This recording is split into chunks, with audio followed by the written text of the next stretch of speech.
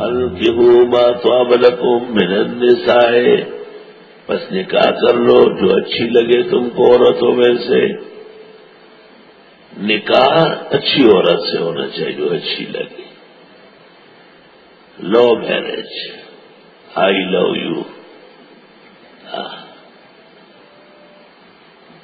کیا مطلب ہے کہ نکاح سے پہلے دونوں آپس میں معاشقہ لڑائے؟ یہ تو کہیں بھی آیت میں نہیں ہے. پسند آنا چاہیے. اس کے بہن بھائیوں کو دیکھا، اس کے خاندان کے افراد کو دیکھا،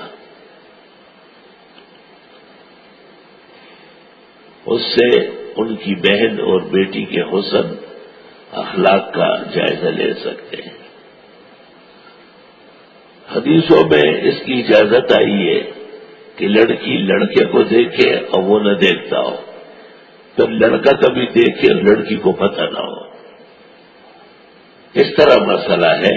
اس طرح مسئلہ نہیں ہے کہ دونوں ایک جگہ بیٹھ جائیں اور درمیان میں شربت اور ٹافیاں رکھو اور وہ ٹافیاں کھائے اور شربت پیے. یہ بات بالکل غلط ہے.